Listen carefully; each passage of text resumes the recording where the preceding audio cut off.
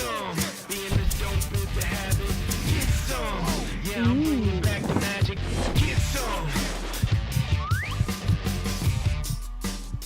Hi again, and welcome to Get Some. I'm Dave Azer. She is sex and relationship expert, Dr. Lisa Paz. On our show today, why is dating so darn hard, and what's the hardest thing about it? Plus, a scientific study on what makes men attractive, and why a strip club can be fun for both men and women. All right. All right. Plus, Dr. Paz and our panel of sexperts answers your sex and relationship questions, including, how can I get my ex-boyfriend to stop showing up at my house at 4:30 in the morning? It's called a restraining order. Perhaps. Plenty to do, Dr. Paz. How about some foreplay? Let's do it. Here we go.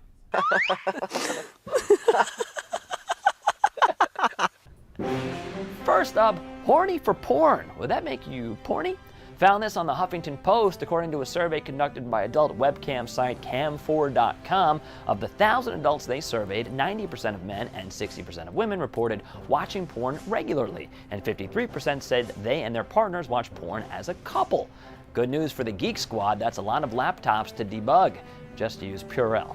Next, 50 Shades of Red. Match.com surveyed over 5,000 singles for its Singles in America study, and apparently 40% of redheads achieve the big O 90% of the time. Blondes have more fun? I think not. Of course, maybe they just asked a certain redhead, hello Lindsay, and used her answer over and over. Kind of makes you wonder what's in that special sauce, Ronald McDonald. A new survey by Illicit.com polled a bunch of readers, and here are the 5 jobs men have that women find the sexiest. 5th place, farmer, probably that whole milking thing. 4th place, firefighter, we get it, they're hot, we know. 3rd, lawyer. 2nd, doctor, it's time for your pap smear. And in 1st place, chef, meaning cooking for you is sexier than saving your life. And that was foreplay. Now let's head back over to the couch to get down and dirty. All right, Dr. Paz, we found a great article at thoughtcatalog.com, and in a nutshell, it breaks down why dating is so difficult. Shall we? Yes, let's do it. All right, among the reasons, the person who cares less has all the power. It's true. It is true. I hate to say it. Making phone calls is a dying art. Also true. Set plans are dead because people get up-to-the-minute updates on their friends' whereabouts. And thanks to social media, there are now many, many more ways to cheat. All right, let's break these down one by one. We're going to start with the person who cares less has all the power. It doesn't seem fair. It's not fair, but unfortunately it's true, and that power differential can feel so intimidating for people.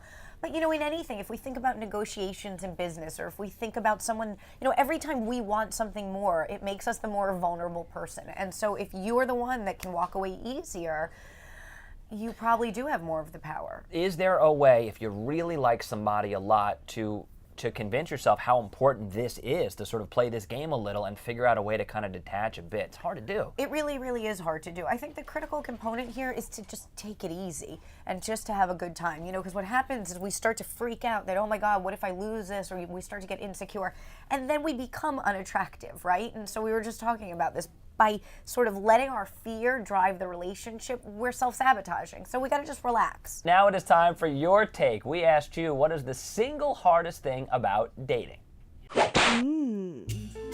The hardest thing about dating is finding a man that's truthful, respectful, and has integrity. Finding someone that has a job. To find the right location to meet a good man. The hardest thing about dating is having to find that right person that fits with you, has the same personality, and get along with. Accepting someone else's past and learning to trust them. The hardest thing about dating is communication, because guys interpret things differently. For example, we want them to hold our hands and kiss us on the cheek, and they just are all about their games. I would have to say the hardest thing about dating is my boyfriend Zach lives here in Fort Lauderdale, and I live back in Illinois. All right, so what jumped out at you there? You know, the accepting someone's past, because I think this is inevitably one of the hardest things for anyone in dating, is that if you learn about their past, or if you know them and you know about their past, you compare, you feel intimidated. You know, our past haunts us sometimes, or haunts the person we're with. You got to go clean slate, right? You have to at least be willing to sort of give the person a clean slate, because in case it's the first time you're ever dating someone, literally in your life, they're going to come with a past. I'll tell you, this is a true story. I got set up on a date, and I Googled her. And weird. I know, but guess what I found? I appreciate your But guess what I found? She a mugshot. Really? Uh-huh. I'm not going to tell you what for, but I found a mugshot, and that was that. It Really. bothered you? It did bother me, yeah, because I feel like I should know going in. Like, I don't know, let a brother know, maybe. Let a brother know, ladies. All right, and with that, it's time for a little just the tip. All right, so tip 1, you want to establish trust, but then honor it. So establish and honor trust. Tip 2, recognize that you guys are going to disagree. It doesn't mean the end of a relationship. And then tip 3, keep sex as a priority. Keep the relationship hot. Keep the relationship hot, if we've learned nothing else. It is time for a break. When we come back, a scientific study on what makes men attractive. The answer, hosting a talk show. Oh. We'll be right back. Get some. Do you wanna grab it? Get some. Being